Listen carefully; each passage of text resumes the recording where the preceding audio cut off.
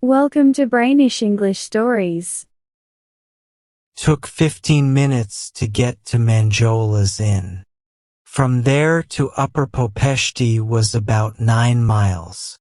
If you walked slowly, that would take 1 hour and a half. A good horse, if it got some food at the inn and rested for 45 minutes, could do it easily. So, 15 minutes plus 45 minutes made 1 hour. Then 1 hour and a half more to Popeshti made it 2.5 hours. It was already past 7. I needed to be with Pukovniku Yerdake by 10 at the latest. I was a bit late. I should have started earlier, but he was waiting for me. I was thinking about this when I saw far away, about as far as a gunshot, a lot of light coming from Manjola's Inn. It was still called that, even though the husband had died 5 years ago. What a capable woman. She had worked hard and made the place better. They were going to sell the inn while her husband was alive. But after he died, she paid off the debts, fixed up the house, and even built some stone steps. Everyone said she had a lot of money too. Some thought she found a hidden treasure. Others thought she had magical powers. Once some thieves tried to attack her. They tried to break down the door. One of them, the strongest, a man like a bull, swung an axe. But when he tried to hit the door, he fell down and died. His brother tried to talk, but couldn't. He was mute. There were 4 of them. They put the dead man on his brother's back, and the other 2 carried his feet to take him away and bury him somewhere. As they were leaving, Madame Manjola started screaming from the window, "Thieves!" Then, suddenly, the sub-prefect appeared with many men and 4 soldiers on horses. The official shouted, "Who's there?" 2 of the robbers ran away. The mute man stayed behind with his dead brother on his back. What happened at the trial? Everyone knew the mute could talk. How could anyone think the mute man was really mute? They hit him a lot to make him talk again. But it didn't work. After that, the boys didn't want to attack the place anymore. While I was thinking about this, I got to the inn. Some carts were waiting in the yard. Some were carrying wood down the valley, and others were carrying corn up the hill.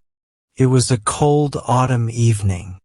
The drivers were warming up by the fire. That's the light I saw from far away. A stable worker took my horse to give him some food.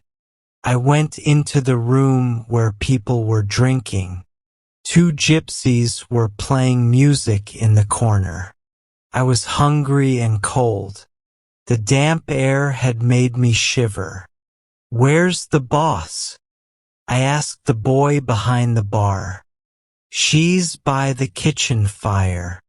"It must be warmer there," I said, and walked through the tap room into the kitchen. The kitchen was very clean, and it smelled fresh, not like the tap room, which smelled of fur, boots, and wet shoes. It smelled like newly baked bread. Madame Manjola was busy with the oven. "Nice to see you, Mrs. Margioala." "Welcome, Mr. Fanica. Can I get something to eat?" "You can even eat until midnight, for good people like you." Mrs. Margioala quickly told a servant to set the table in the next room. Then she showed me the food options. Mrs. Margioala was very pretty and strong. I knew that, but she seemed even more attractive to me that day. I had known her for a long time, I used to pass by Manjola's Inn with my dad when he was alive, as the road to town went by it. I was young, bold, and not always very clever. I came up to her while she was working by the fire and grabbed her waist. Her right arm was as strong as iron, and I felt like pinching it. "Aren't you busy?" she said, looking at me strangely. To cover up my mistake, I said, "You have amazing eyes, Mrs. Margioala. Don't try to flatter me. What do you want to eat?" She replied, Give me yourself," I said, trying to be romantic. "Really? You really have wonderful eyes, Mrs. Margioala." I sighed. "What if your father-in-law heard you?" she teased. "What father-in-law? What are you talking about? You think you're hidden under your hat, but everyone can see what you're up to. Aren't you going to Mr. Yurdakes to propose to his oldest daughter? Stop looking at me like that and go eat in the next room." I had seen many clean and quiet rooms in my life, but that room was special. The bed, the curtains, the walls, and the ceiling were all white like milk. And there were beautiful lampshades and crochet decorations of all kinds. It was warm, like being under a hen's wing, and it smelled like apples and quinces. I was about to sit down at the table when, out of habit from my childhood, I turned to bow towards the east. I looked around the walls, but there were no religious pictures. "What are you looking for?" Mrs. Margioala asked. "Your religious pictures. Where do you keep them?" "Forget about the pictures. They just attract bugs and worms." She was very clean. I sat down at the table and crossed myself as I usually did, when suddenly there was a loud yell. It turned out that I accidentally stepped on an old cat that was under the table. Mrs. Margioala quickly opened the door to let the hurt cat out, and the cold air came rushing in, putting out the lamp. We searched for matches in the dark. I looked here, she looked there. We bumped into each other in the darkness. I, feeling bold, hugged her and started kissing her. She resisted and then gave in. Her cheeks were warm, her mouth was cold, and her hair was soft. Eventually, the servant came with a tray of food and a light. We must have searched for a while because the lamp chimney was cold. I lit it again. The food was great. Fresh bread, roast duck with cabbage, boiled sausages and wine, and Turkish coffee. We laughed and talked. Mrs. Margioala asked the maid to bring out some special wine. That wonderful old wine. I felt so relaxed. I sat on one side of the bed, sipping the last drops of wine from my glass and smoking a cigarette. Through the smoke, I watched Mrs. Margioala sitting on a chair opposite me, rolling cigarettes for me. "You really have amazing eyes, Mrs. Margioala. You know what? What? Could you make me another cup of coffee? Not as sweet as this one?" She laughed. When the maid brought the coffee pot, she said, "Madam, you sit here chatting. You don't know what it's like outside." "What's wrong?" I asked. "There's a strong wind and a storm coming," she said. I stood up and checked the time. It was almost 11 o'clock. Instead of being there for 30 minutes, I had been at the inn for 2.5 hours. That's what happens when you start chatting. Can someone get my horse? I asked. Who? The stable workers are asleep. I'll go to the stables myself. They've enchanted you at Mr. Yurdake's, Mrs. Margioala said with a laugh, blocking my way to the door. I gently moved her aside and went out onto the porch. It was indeed a terrible night. The fires of the drivers had burned out, and people and animals were sleeping on the straw, huddled together on the ground, while the wind howled above them. There's a big storm, Mrs. Margioala said, shivering as she grabbed my hand tightly. You're crazy to leave in this weather. Stay the night here and leave at dawn tomorrow. I can't do that. I pulled my hand away. I went to the stables. It was hard to wake up a stable worker, but I managed to find my horse. I tightened the saddle straps, tied the horse to the steps, and then went back to the room to say good night to Mrs. Margioala. She was lost in thought, sitting on the bed with my hat in her hand, twisting it around. How much do I owe you? I asked. You can pay me when you come back, she replied, staring intently at the inside of my hat. Then she stood up and handed it to me. I took the hat and put it on my head, slightly crooked. I said, looking into Mrs. Margioala's eyes, which looked very bright, I kiss your eyes, Mrs. Margioala.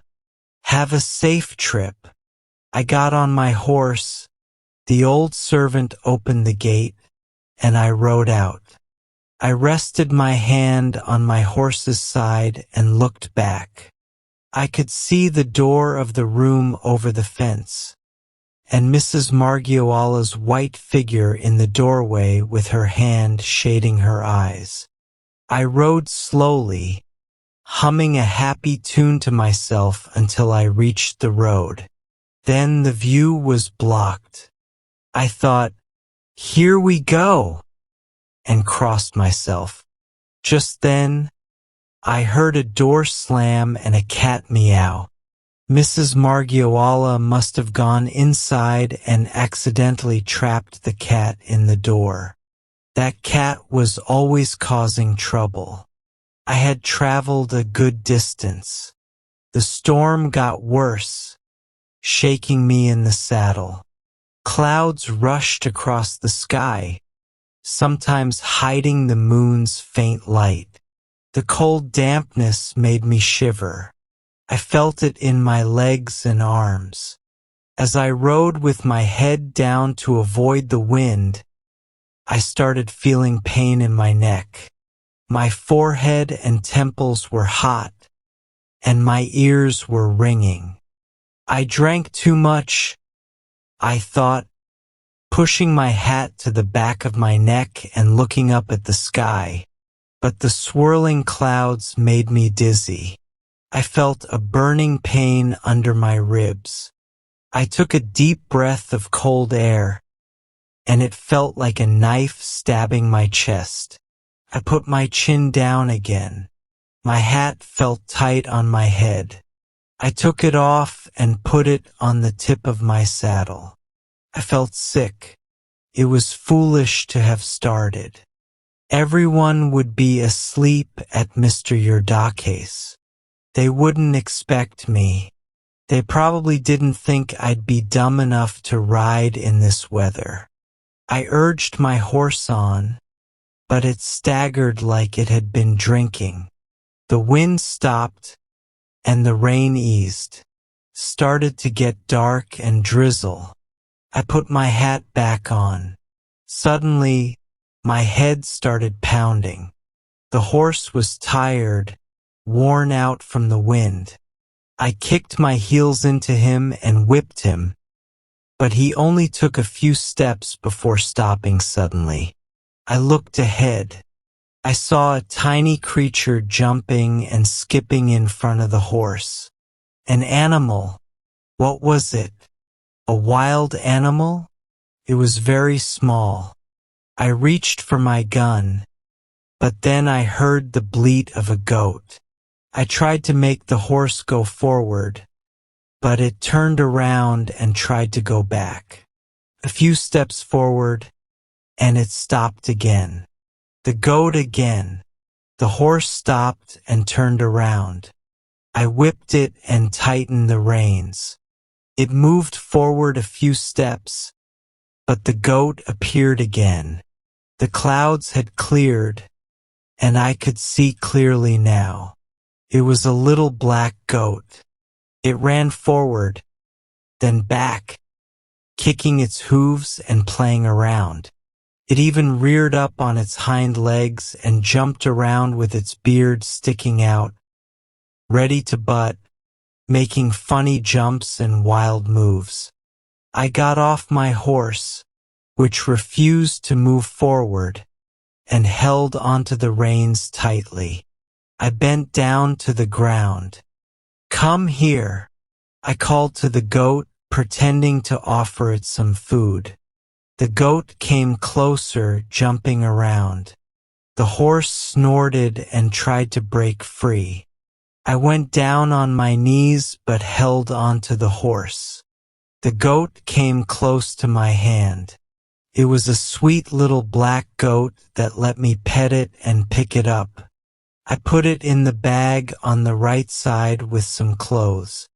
Just then, the horse convulsed and shook as if it was dying. I got back on the horse. It started running wildly. For a while, it ran fast over ditches, molehills, and bushes, and I couldn't stop it or know where I was going. In the midst of this chaos, with my body freezing and my head burning, I thought about the warm inn I foolishly left. Why did I leave? Mrs. Margioala would have given me a room. Otherwise, she wouldn't have invited me. The goat was moving around in the bag, trying to get comfortable. I looked at it. Its smart little head was poking out, looking at me wisely. I thought of someone else's eyes. I realized I had been foolish. The horse stumbled, and I stopped it, but it tried to move again and fell to its knees. Suddenly, through a break in the clouds, I saw the moon shining on a slope. But something was wrong. It was in front of me. There were two moons in the sky. I was supposed to be going uphill, but the moon should be behind me. I turned to see the real moon. I had lost my way. I was going downhill. Where was I? I looked ahead. A field of corn with uncut stalks. Behind me was an open field. I crossed myself and pressed my tired legs against the horse to help it get up. Then I felt a strong blow on my right foot. I cried out. I had kicked the goat. I quickly put my hand in the bag, but it was empty. I had lost the goat on the road. The horse got up, shaking its head as if dizzy. It reared up, threw me off to one side, and then ran away into the darkness. When I finally got up, feeling very shaky, I heard a rustling in the cornfield nearby. Then, I heard a man's voice saying clearly, "Hey, hey, may heaven protect you." "Who's there?" I called out. "An honest man." "Who?" "George." "Which George? Natrut?" "George Natrut." who watches over the cornfields. Aren't you coming this way? Yes, I'm coming. And I could see a man's figure among the corn. Can I ask, Brother George, where are we right now? I got lost in the storm. Where are you headed? To Upper Popeshti. Ah, to Mr. Yurdake's place. Yes, that's it. In that case, you haven't gone off course. But it'll be hard to get to Popeshti from here. We're only at Hakuleshti. At Hakuleshti? I said happily. Then I'm near Manjola's inn. Look there. We're behind the stables. Please, show me the way so I don't end up hurting myself. I had been wandering for 4 hours. We reached the inn. Mrs. Margiola's room was lit up, and shadows moved behind the curtain. Who knew who else had slept in that bed? I thought I'd have to settle for a bench by the kitchen fire. But lucky me, someone heard me knocking. The old maid hurried to open the door for me. As I entered, I stumbled over something soft on the threshold. The goat. Can you believe it? It was Mrs. Margiola's goat. It followed me into the room and lay comfortably under the bed. What was I going to say? Did Mrs. Margiola know I was back? Or did she wake up early? The bed was made. Mrs. Margiola. That's all I managed to say. Wanting to thank God that I survived, I raised my hand to my head. But Mrs. Margiola quickly grabbed my hand and pulled me into her arms with all her strength. I can still picture that room. What a bed! What curtains! What walls! All white like milk. And the lampshade and all those crochet things. And the warmth, like being under a chicken's wing. And the smell of apples and quinces. I would have stayed at Manjola's inn for a long time if my father-in-law, Mr. Yurdake, hadn't dragged me away by force. 3 times I ran away before the wedding and came back to the inn, until my father-in-law, who really wanted me to marry his daughter, sent men to catch me and take me to a small monastery in the mountains. 40 days of fasting, praying, and kneeling. I left feeling sorry for what I'd done. I got engaged and married. Just recently, on a clear winter night, my father-in-law and I were sitting together, drinking wine, when a messenger arrived from the town. He said there had been a big fire at Hakuleshti during the day. Manjola's inn burned down, and Mrs. Margiola died in the fire. And so the sorceress was burned, my father-in-law said, laughing. And I told the story again for the 100th time.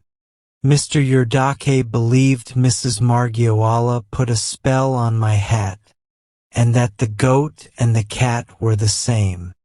Maybe, I said. She was like the devil, he insisted.